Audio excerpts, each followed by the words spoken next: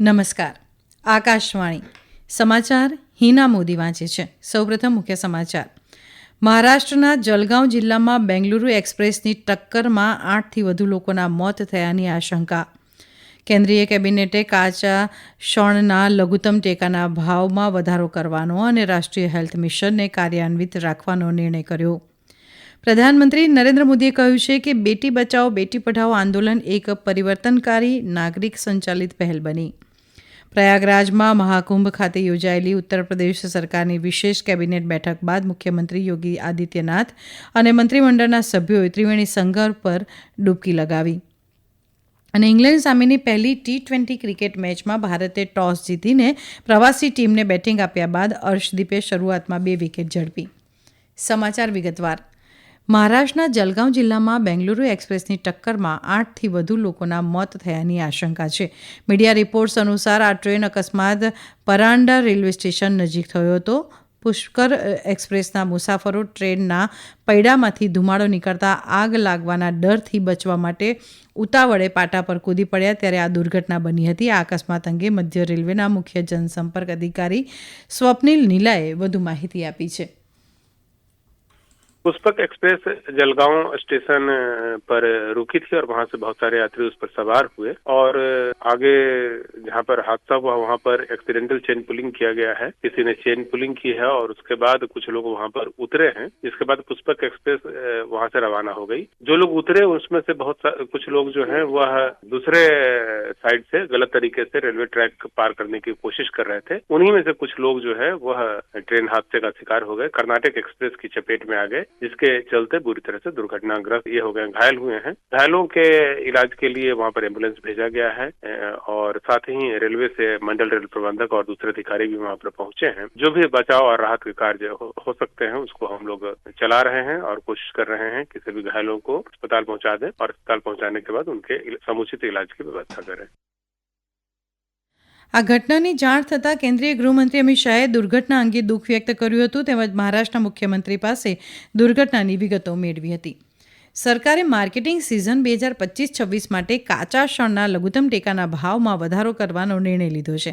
આજે નવી દિલ્હીમાં કેબિનેટના નિર્ણયો વિશે માહિતી આપતા કેન્દ્રીય વાણિજ્ય અને ઉદ્યોગ મંત્રી પિયુષ ગોયલે જણાવ્યું હતું કે કાચા શણ માટે પ્રતિ ક્વિન્ટલ ₹5,650નો લઘુત્તમ ટેકાનો ભાવ આપવામાં આવશે, જે અગાઉની માર્કેટિંગ સિઝન 24-25 કરતાં ₹315 વધુ છે. તેમણે કહ્યું કે આનાથી શણ ઉદ્યોગ પર પ્રત્યક્ષ અને પરોક્ષ રીતે નિર્ભર 40 લાખ ખેડૂત પરિવારોને મદદ મળશે.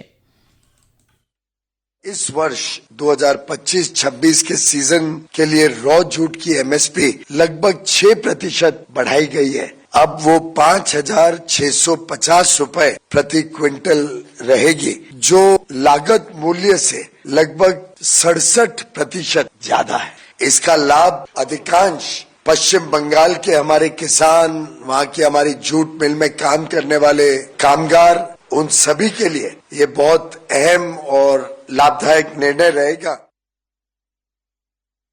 કેન્દ્રીય મંત્રીમંડળે રાષ્ટ્રીય આરોગ્ય મિશન હેઠળ પ્રાપ્ત પ્રગતિની સમીક્ષા કરી હોવાનો પણ ઉલ્લેખ કર્યો હતો. શ્રી ગોયલે ઉમેર્યું કે કેન્દ્રીય મંત્રીમંડળે અગાઉ નક્કી કર્યા મુજબ તેના અમલીકરણને વધુ 2 વર્ષ માટે કાર્યાન્વિત રાખવાનો નિર્ણય લીધો હતો.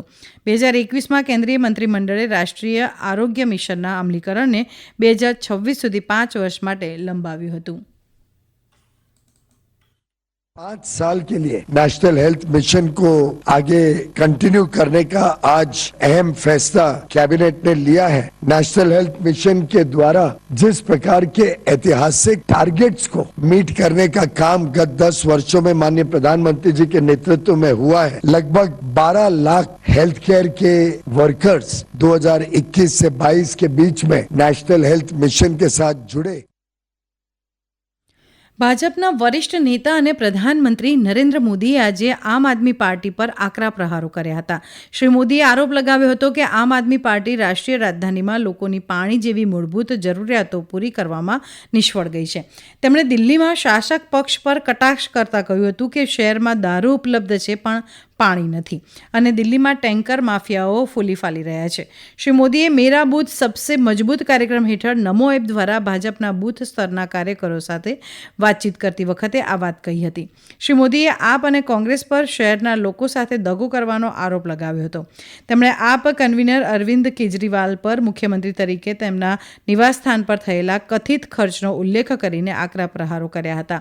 પ્રધાનમંત્રીએ શહેરમાં આયુષ્યમાન ભારત યોજના લાગુ ન કરવા બદલ આપ સરકાર પર પણ સવાલ ઉઠાવ્યા હતા. તેમણે રાષ્ટ્રીય રાજધાનીના દરેક બૂથ પર રેકોર્ડ મતદાન સુનિશ્ચિત કરવા અને 50%થી વધુ મતો જીતવાનું લક્ષ્ય રાખવા કાર્યકરોને જણાવ્યું હતું. તેમણે કેન્દ્ર સરકારની વિવિધ કલ્યાણકારી યોજનાઓના લાભોનો પણ ઉલ્લેખ કર્યો હતો. दिल्ली में ये जो संगठन की ताकत है, हर बूथ पे 3-3, 4-4 पीढ़ी के कार्यकर्ता है. यही ये शक्ति इस बार विधानसभा चुनाव में भी भाजपा को प्रचंड विजय दिलाएगी. मुझे विश्वास है अपने अपने बूथ पर आप जो मेहनत कर रहे हैं उसके चलते आप भारी विजय प्राप्त करने ही वाले हैं. આ સમાચાર આપ આકાશવાણી પરથી સાંભળી રહ્યા છો. આ સમાચાર આપ અમારી YouTube channel AIR news Gujarat પર પણ સાંભળી શકશો. વધુ સમાચાર માટે અમારી વેબસાઇટ newsonair.gov.in/gujarati અને અમારા એક્સ હેન્ડલ AIR_news_ABAD ને ફોલો કરી શકશો. પ્રધાનમંત્રી નરેન્દ્ર મોદીએ કહ્યું છે કે બેટી બચાવો બેટી પઢાઓ આંદોલન એક પરિવર્તનકારી નાગરિક સંચાલિત પહેલ બની છે અને જીવનના તમામ ક્ષેત્રોના લોકોની ભાગીદારીને આકર્ષિત કરી છે. આંદોલનના 10 વર્ષ પૂર્ણ થવા પર પ્રધાનમંત્રીએ સોશિયલ મીડિયા પોસ્ટમાં કહ્યું કે બેટી બચાવો બેટી પઢાઓ આંદોલન લિંગ પૂર્વગ્રહોને દૂર કરવામાં મહત્વપૂર્ણ ભૂમિકા ભજવી છે અને છોકરીઓને શિક્ષણ અને તેમના સપનાઓને પ્રાપ્ત કરવા માટે તકો મળે તે સુનિશ્ચિત કરવા માટે યોગ્ય વાતાવરણ બનાવ્યું છે. ઉત્તર પ્રદેશ સરકારની એક ખાસ કેબિનેટ બેઠક આજે પ્રયાગરાજ ખાતે યોજાઈ હતી. મુખ્યમંત્રી યોગી આદિત્યનાથની અધ્યક્ષતામાં અરેલ વિસ્તારના ત્રિવેણી સંકુલ ખાતે યોજાયેલી આ બેઠકમાં રાજ્ય સરકારના તમામ 54 મંત્રીઓ હાજર રહ્યા હતા.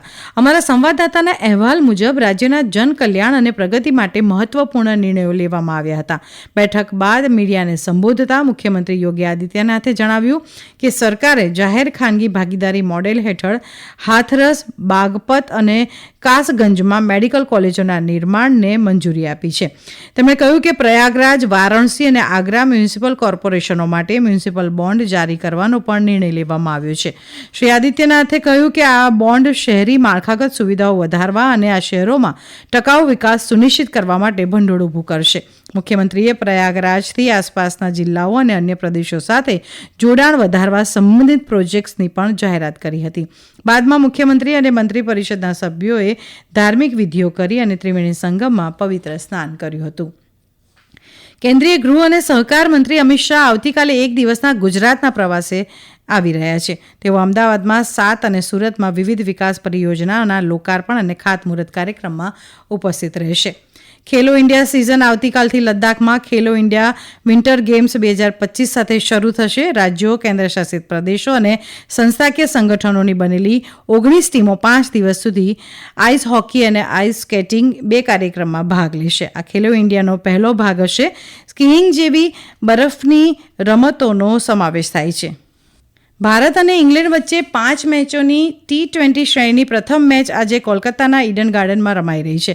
ભારતે ટોસ જીતીને બોલિંગ પસંદ કરી છે. ઇંગ્લેન્ડે પ્રથમ ઓવરમાં જ 1 વિકેટ ગુમાવી દીધી છે. ફિલિપ સોલ્ટ 0 રને અર્શદીપ સિંઘની ઓવરમાં આઉટ થયા છે. દરમિયાન અર્શદીપ સિંઘે ત્રીજી ઓવરમાં બેન ડકેટને પણ આઉટ કર્યા હતા. છેલ્લા અહેવાલ પ્રમાણે ઇંગ્લેન્ડના 3 ઓવરમાં 2 વિકેટે 17 રન થયા છે. કેન્દ્રીય યુવા બાબતો અને રમતગમત તથા શ્રમ અને રોજગાર મંત્રી ડોક્ટર મનસુખ માંડવિયાએ આજે નવી દિલ્હીમાં વિશ્વકપ વિજેતા ખો-ખો ટીમનું સન્માન કર્યું હતું. અંતમાં મુખ્ય સમાચાર ફરી એકવાર. મહારાષ્ટ્રના જલગાંવ જિલ્લામાં બેંગલુરુ એક્સપ્રેસની ટક્કરમાં 8થી વધુ લોકોના મોત થયાની આશંકા. કેન્દ્રીય કેબિનેટે કાચા શણના લઘુત્તમ ટેકાના ભાવમાં વધારો કરવાનો અને રાષ્ટ્રીય હેલ્થ મિશનને કાર્યાન્વિત રાખવાનો નિર્ણય કર્યો. પ્રધાનમંત્રી નરેન્દ્ર મોદીએ કહ્યું કે બેટી બચાવો બેટી પઢાઓ આંદોલન એક પરિવર્તનકારી નાગરિક સંચાલિત પહેલ બની. પ્રયાગરાજમાં મહાકુંભ ખાતે યોજાયેલી ઉત્તર પ્રદેશ સરકારની વિશેષ કેબિનેટ બેઠક બાદ મુખ્યમંત્રી યોગી આદિત્યનાથ અને મંત્રીમંડળના સભ્યોએ ત્રિવેણી સંગમ ઉપર ડૂબકી લગાવી. આકાશવાણી પરથી સમાચાર પૂરા થયા.